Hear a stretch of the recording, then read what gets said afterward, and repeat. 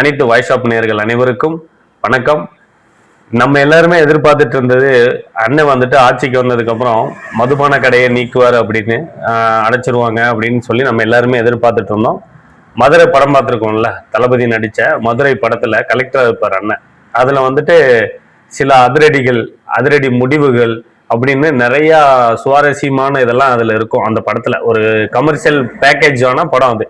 அந்த மாதிரி தமிழ்நாட்டு அரசியல் 2026 தளபதி விஜய் முதலமைச்சர் ஆனதுக்கு அப்புறம் அந்த அரசியல் களத்துல நிறைய அதிரடி மாற்றங்கள்லாம் நடந்துகினே இருக்கு.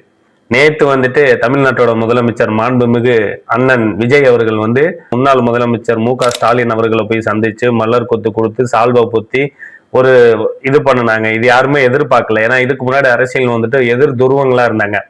ஏடிஎம்கே டிஎம்கே அடிச்சுக்கிட்டு மல்லு கட்டிக்கிட்டு இவங்க கலந்துக்கிற நிகழ்ச்சியில இவங்க கலந்துக்க மாட்டாங்க, இவங்க கலந்துக்கிற நிகழ்ச்சியில அவங்க கலந்துக்க மாட்டாங்க. இந்த மாதிரி தான் போயிட்டு இருந்துச்சு. ஆனா அண்ணன் நேத்து ஒரு புதிய அத்தியாயத்தை எழுதிட்டாரு.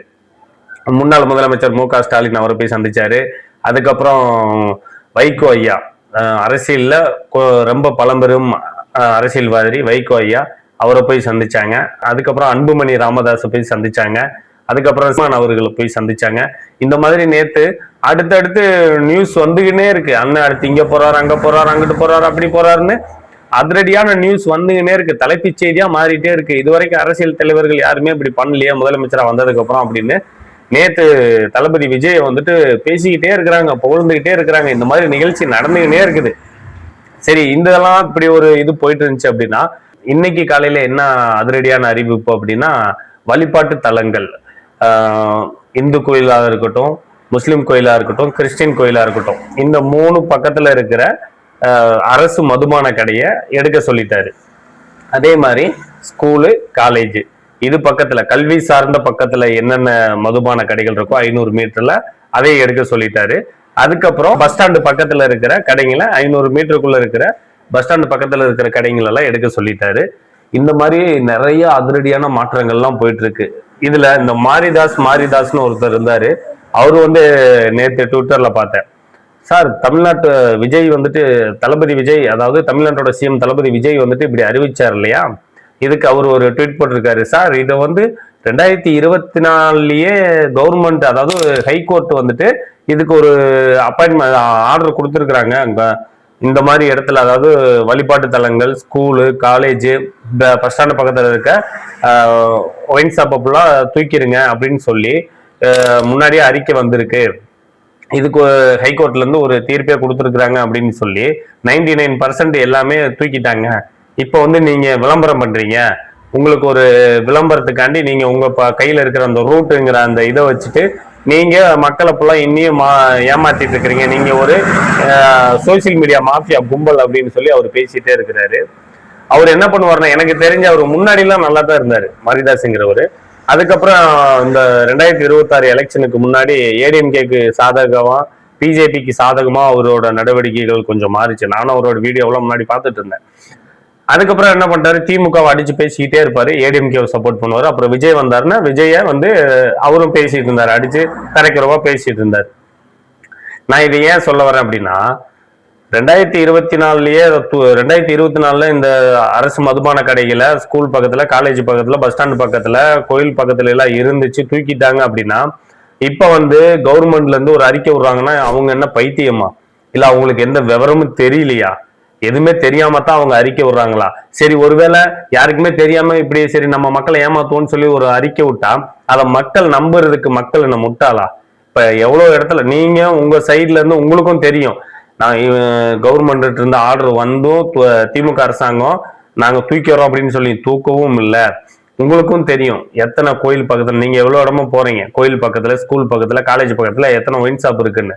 எனக்கு தெரிஞ்ச கோயம்புத்தூர்ல கருமத்தம்பட்டி பக்கத்துல எஸ்பிஎஸ் ஸ்கூலும் நினைக்கிறேன், அது பக்கத்துல இனி ஒரு ஒயின் ஷாப் இருக்கு. எனக்கு தெரிஞ்சு, எனக்கு தெரியாம எத்தனை இடங்கள் இருக்கு. இங்க போத்தனூர் சைட்ல பக்கத்துல 2 ஒயின் ஷாப் இருக்கு. பக்கத்துல வந்துட்டு ஆப்போசிட்ல தியேட்டர் இருக்கு. பக்கத்துல பஸ் ஸ்டாண்ட் இருக்கு. மக்கள் நடந்து போற இடம், ஸ்கூல் பிள்ளைங்கலாம் போற இடம், எல்லாமே நம்மளுக்கு தெரிஞ்ச இடமே எத்தனை இருக்கு. அப்ப தெரியாம தமிழ்நாட்டுல எத்தனை இருக்கும். இதெல்லாம் கருத்துல கொண்டு இதெல்லாம் அவங்க அனலைஸ் பண்ணி எல்லாமே தெரிஞ்சனாலதான் அவங்க ஒரு அறிக்கை விடுறாங்க. இதை நல்லா தெரிஞ்சுக்குங்க. மாரிதாஸ் அண்ணன், நீங்க வந்துட்டு சும்மா இவங்க மேல பொய் சொல்லணும் அப்படின்னு எதாவது ஒண்ணு கிளப்பிட்டு இருக்காதீங்க. ஒரு கவர்மெண்ட்ல இருந்து ஒரு நல்ல விஷயம் பண்றாங்கன்னா அதை ஏத்துக்குங்க. அதை ஏத்துக்காம நீங்க ஏன் இப்படி இது பண்றீங்க? இப்ப திமுக எப்படி அந்த 500 கடையை மூடினாங்கன்னு நான் சொல்றேன். பக்கத்துல கடை இருக்கும். அப்ப அவங்க என்ன பண்ணுவாங்கன்னா, சரி இதை எடுத்துட்டு நம்ம ஒரு 100 மீட்டர் 200 மீட்டருக்கு அந்த பக்கம் வச்சுக்கலாம்னு சொல்லி அந்த பக்கத்துல இருக்கிற கடையை எடுத்தாங்க.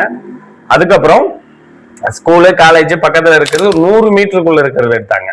இப்ப நாங்க வந்துட்டு 500 மீட்டர்ல இருக்கிறத எடுக்கிறதா இப்ப இருக்கிற கவர்மெண்ட் தளபதி விஜய் சொல்றாரு. ஆனா நீங்க திமுக காரங்க எடுத்தது எப்படி 100 மீட்டருக்குள்ள இருக்கிறத போல எடுத்துட்டீங்க. அப்புறம் பின்னாடி திறந்து வச்சிட்டீங்க. இந்த மாதிரி பண்ணீங்க. அதுக்கப்புறம் பஸ் ஸ்டாண்ட் பக்கத்துல இன்னும் ஏகப்பட்ட கடை இருக்கு. ஆனா பஸ் ஸ்டாண்ட் பக்கத்துல எடுத்தேன்னு நீங்க சொல்லியிருக்கீங்க. அதுக்கப்புறம் வழிபாட்டு தலங்கள் கோயில் பக்கத்துல எல்லாம் இருக்கு. ஆனா எப்படி இருக்கு? தூக்கிருக்கீங்க. எப்படி தூக்கிருக்கீங்கன்னா ஸ்கூலுக்கு எப்படி தூக்குனீங்களோ அந்த மாதிரி 100 மீட்டர் இதுலதான் நீங்க தூக்கிருக்கீங்க.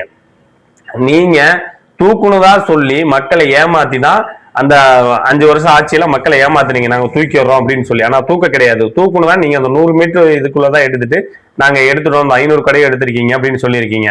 ஆனா இப்ப தளபதி விஜய் அவர்கள் என்ன சொல்றாரு?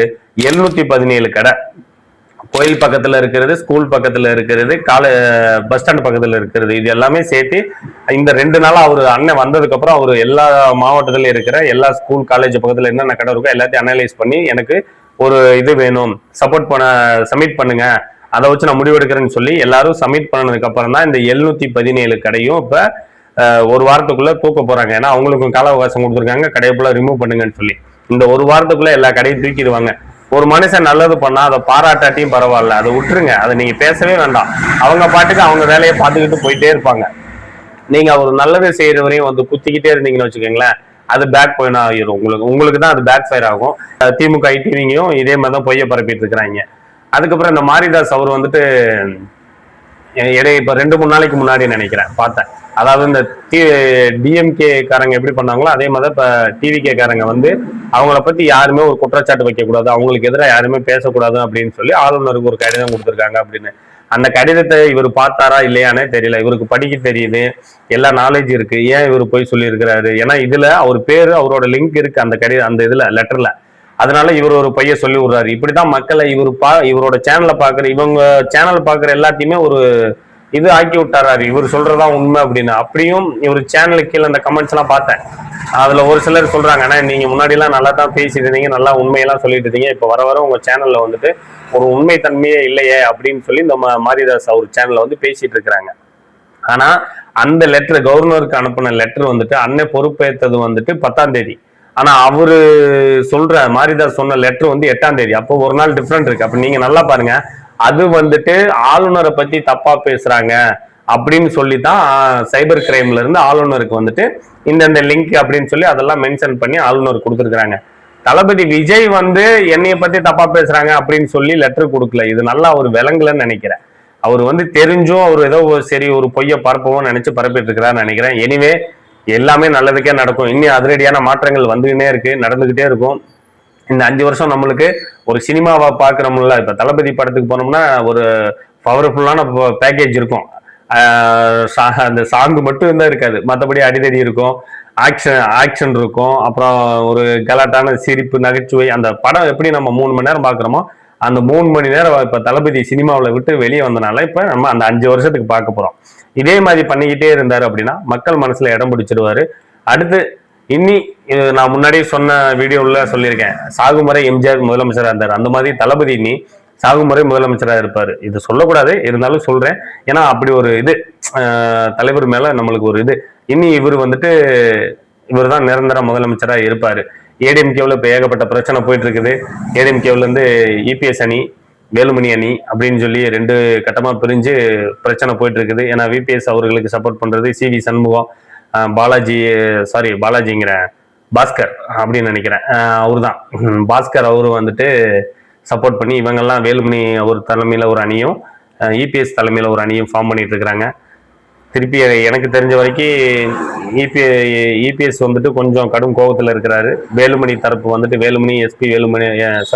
எஸ்பி வேலுமணி, சிவி சண்முகம் இவங்கெல்லாம் டிவிக்கு தமிழக வெற்றி கழகத்துக்கு ஆதரவு கொடுக்குறோம் அப்படின்னு சொல்லிட்டாரு இன்னைக்கு பிரஸ் மீட்ல. எனிவே எது நடந்தாலும் நல்லதுக்கே நடக்கும், கான்ஃபிடென்ட்டா இருங்க, நல்லதே நடக்கும். அண்ணன் இந்த 717 கடையை மூடினது நம்ம எல்லாத்துக்குமே சந்தோஷம் தான். இதை நிறைய பேர்த்திட்ட கொண்டு போய் சேருங்க. இப்போ தான் ஃபர்ஸ்ட் டைம் நம்ம சேனலை பார்க்குறீங்க அப்படின்னா மறக்காம சப்ஸ்கிரைப் பண்ணி பெல் ஐக்கானை கிளிக் பண்ணி ஆளுங்கிற நோட்டிஃபிகேஷனை கொடுத்துருங்க. இதே மாதிரி தாவேக்காவை பற்றி வர நியூஸ்கள் அனைத்தும் நம்ம சேனலில் வரும். மறக்காம நம்ம சேனலை சப்ஸ்கிரைப் பண்ணி நிறைய பேருக்கு ஷேர் பண்ணுங்க. நன்றி.